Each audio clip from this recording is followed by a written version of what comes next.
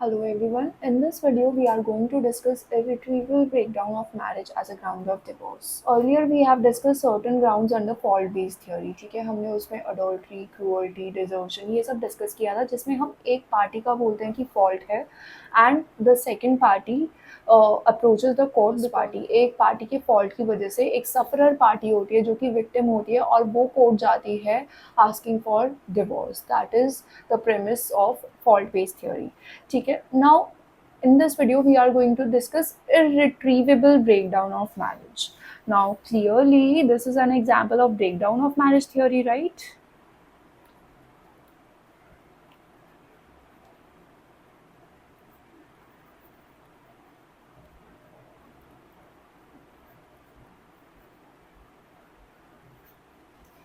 ठीक है, यहाँ पर ब्रेकडाउन ऑफ मैरिज की ही बात हो रही है। ब्रेकडाउन का मतलब क्या है कि मैरिज अपने आप में खत्म हो गई है, relation between the spouses have come to an end. ठीक है, वो लीगली वो फॉर्मली एंड नहीं हुए हैं रिलेशंस, लेकिन वो आपस में उनका जो रिलेशन है, उनकी जो ट्यूनिंग है, उनकी अंडरस्टैंडिंग, कंपैटिबिलिटी सब कुछ खत्म हो गया है।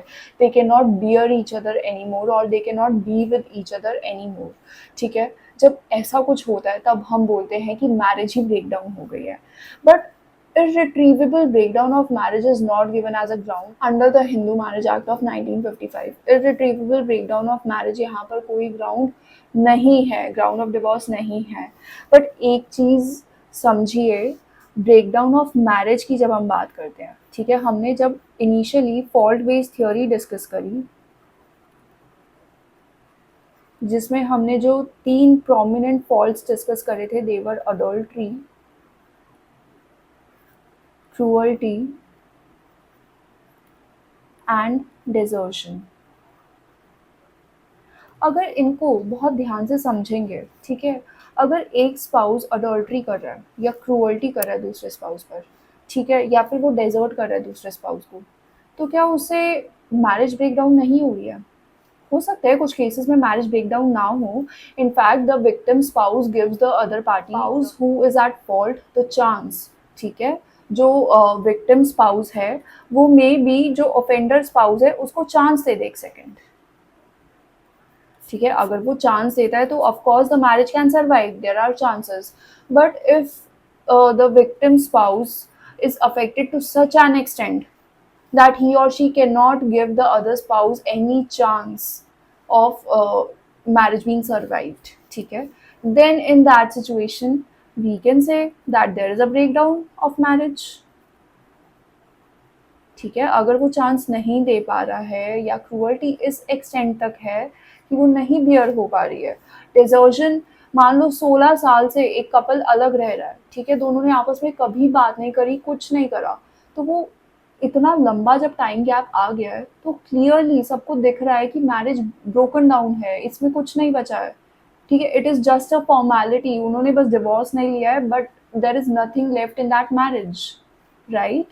तो अगर हम फॉल्ट बेस्ड थियोरीज का एक अंडरलाइन प्रेमिस उसकी हम बात करें, तो अंडरलाइन प्रेमिस क्या है? There is breakdown of marriage happening.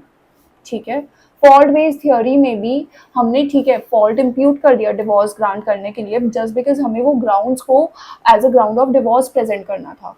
ठीक है, बट एक अंडरलाइन प्रेमिस जब हम देखेंगे तो वो यही है कि मैरिज ब्रोकन डाउन है, तभी ये सब चीज़ें हो रही है। ठीक है, अगर दोनों पार्टीज आपस में एक दूसरे को चांस दे पाती है देन दैट इज डिफरेंट। ठीक है, वो फिर हम उसको ब्रेकडाउन में नहीं कंसिडर करेंगे। बट अगर इन चीज़ों के बाद भी, या अगर ये सब चीज़ें नहीं भी होती है, ठीक है, पर तब भी अगर कपल जो है वो आपस में बिल्कुल एक दूसरे से बात नहीं कर पा रहा, या फिर मैरिटल राइट्स एंड ऑब्लिगेशंस उनको नहीं फुलफिल कर पा रहा, the marriage has completely broken down, then in that case we say that marriage has been irretrievably broken down। ठीक है, तो यहाँ पर प्लीज़ ये चीज़ याद रखो कि हम, ठीक है, ब्रेकडाउन थ्योरी और फॉल्ट बेस्ड थ्योरी को अलग अलग हम पढ़ते हैं, ठीक है, अपने ग्राउंड्स को सेग्रीगेट करने के लिए, बट एक्चुअली अगर हम अंडरलाइन प्रेमिस देखें तो वो एक ही है, that is the marriage has been broken down to the core. Now coming to irretrievable breakdown of marriage as a ground of divorce. Now just now we have discussed that Hindu Marriage Act doesn't recognize it as a ground of divorce. But Hindu Marriage Act ही नहीं, कोई भी personal law का जो legislation है कोई भी इसको as a ground of divorce recognise नहीं करता है. No legislation recognizes it as a ground of divorce. In fact, 71st Law Commission report,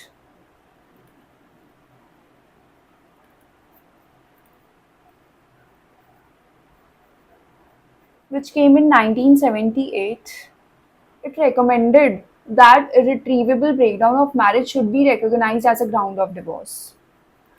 Breakdown of marriage should be recognized as a ground of divorce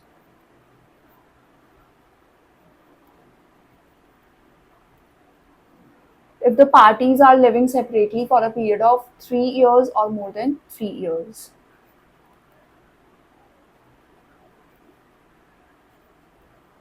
Parties are living separately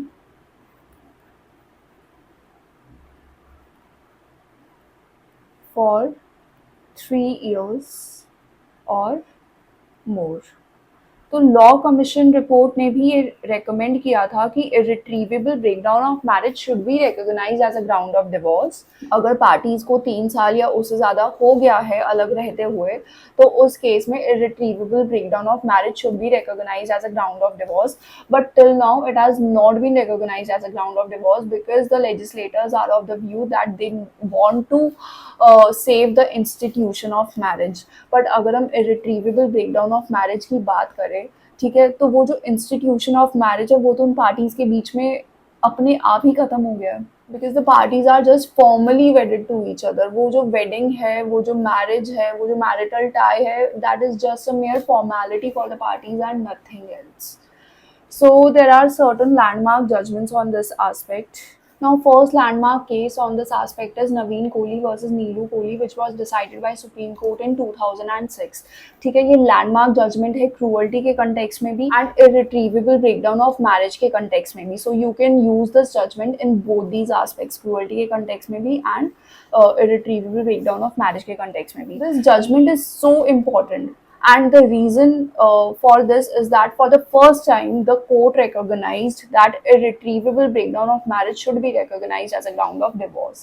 इस case में court ने recognize किया था कि irretrievable breakdown of marriage को भी as a ground of divorce introduce कर देना चाहिए. So this judgment was the first judgment wherein judicial acknowledgement came regarding this thing. So, in this case, it was observed that on the question of irretrievable breakdown of marriage, which is not a ground of divorce because nahi hai bhi ground for divorce under the Hindu Marriage Act, reference was made to the fault theory. क्योंकि irretrievable breakdown of marriage के context में हमेशा reference होता है fault theory का. देखा जाता है कि कोई एक पार्टी fault पर है या नहीं है and accordingly fault theory की basis पर ही फिर divorce grant होता है. ठीक है, तो ये क्योंकि ground of divorce recognize नहीं है, इसलिए ये प्रॉब्लम है.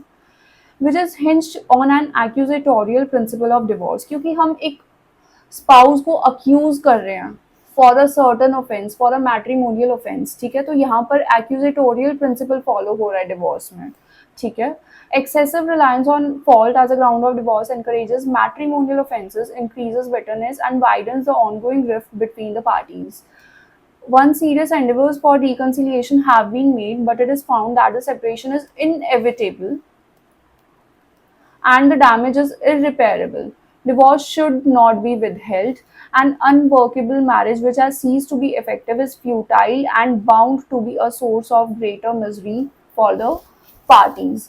अगर जो पार्टीज है उन्होंने आपस में एक ऑनेस्ट अटेम्प्ट किया रिकन्सिलिएशन का, ठीक है, एंड तभी वो रिकनसाइल नहीं कर पा रहे, then in that case the court should end the marriage. ठीक है, वो उस मैरिज को आगे ले जाने का कोई फायदा नहीं है because that will just add on to the misery of the parties. So this observation was made in this judgement. तो यहाँ पर कोर्ट यही बोल रहा है सिंपली कि हमें फॉल्ट नहीं ढूंढना चाहिए पार्टीज का, हमें ये देखना चाहिए whether the marriage has been irretrievably broken down, and अगर ब्रेक डाउन हुआ है मैरिज का तो वहां पर रिकन्सिलिएशन का अटेम्प्ट हुआ या नहीं हुआ। अगर एक ऑनेस्ट अटेम्प्ट हुआ है रिकन्सिलिएशन का and then also the parties can not reconcile, then in that situation the court should grant divorce. Now, the court further observed that public interest demands that the marriage status should, as far as possible, be maintained, but where the marriage has been wrecked beyond the hope of salvage, public interest lies in recognizing the real fact. ठीक है, अगर दिख रहा है court को कि जो marriage है वो ब्रोकन डाउन है, देन पब्लिक इंटरेस्ट भी यही डिमांड करता है कि जो रियल फैक्ट है उसको देखना चाहिए, एंड जस्ट बिकॉज एक इंस्टीट्यूशन ऑफ मैरिज है उसके आगे, उसको प्रोटेक्ट करने के लिए रियल फैक्ट से मुंह नहीं मोड़ना चाहिए कोर्ट को।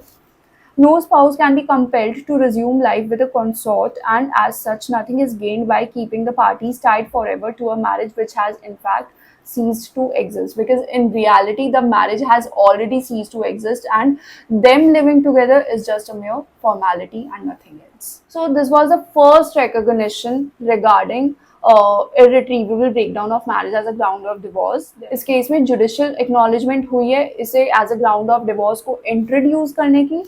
ठीक है, अब क्या है कि हमने फॉल्ट बेस्ड थ्योरीज देखी, ठीक है, एंड फॉल्ट बेस्ड थ्योरी में क्या हो रहा है, एक पेटिशनर जा रहा है, that means a single party is going to court, approaching the court for obtaining divorce, approach by petitioner. But what about divorce by mutual consent?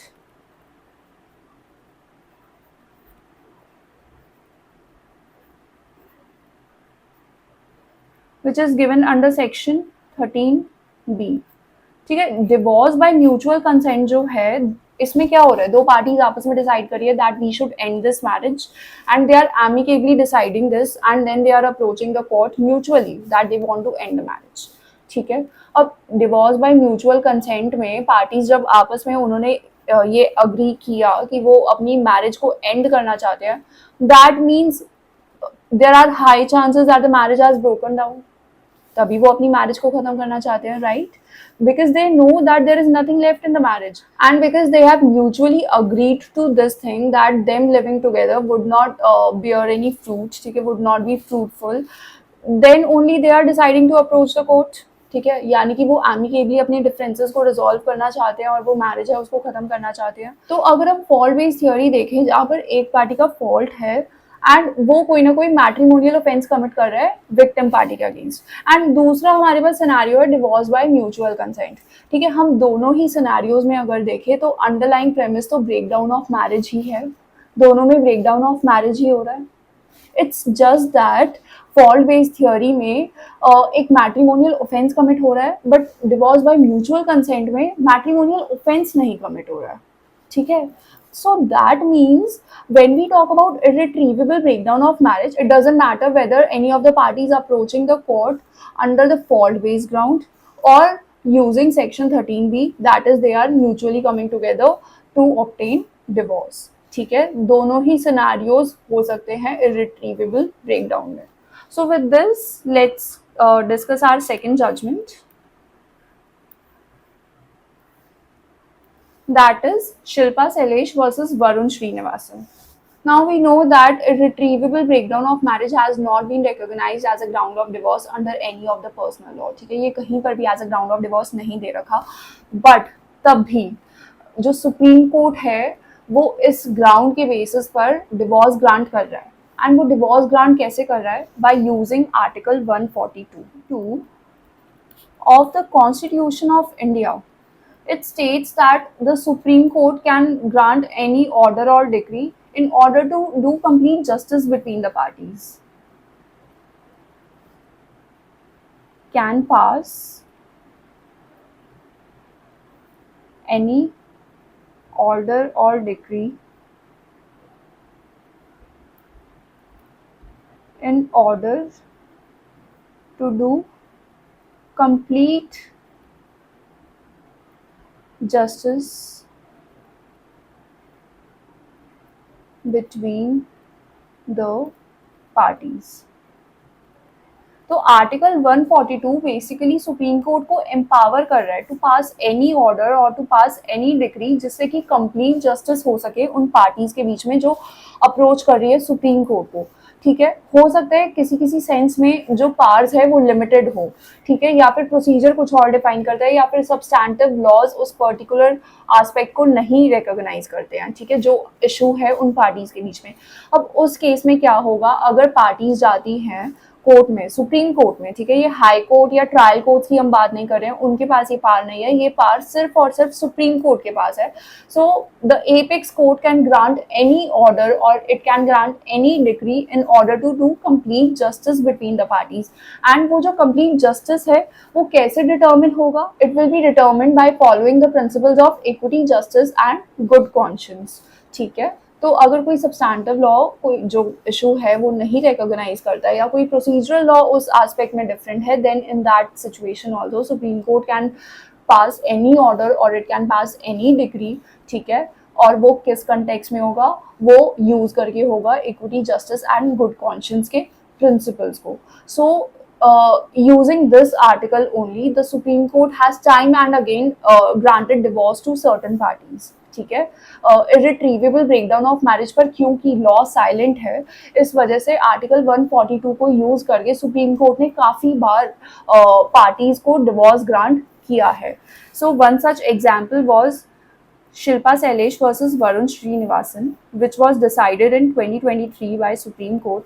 In this case, the court has formally recognized this thing that Supreme Court can use the power under Article 142, Clause 1 to grant divorce on this particular ground. ठीक है, यहाँ पर Supreme Court ने formally recognise किया कि article 142 को use करके Supreme Court parties को इरिट्रीवेबल ब्रेकडाउन ऑफ मैरिज के ग्राउंड के बेसिस पर डिवोर्स ग्रांट कर सकता है। So this was formally recognised for the first time in this case Shilpa Shailesh versus Varun Srinivasan. बहुत रीसेंट जजमेंट है and this is very important on this particular aspect.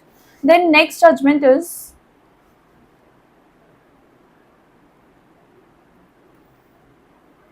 Amardeep Singh versus Harveen Kaur, which was decided in 2017 by the Supreme Court.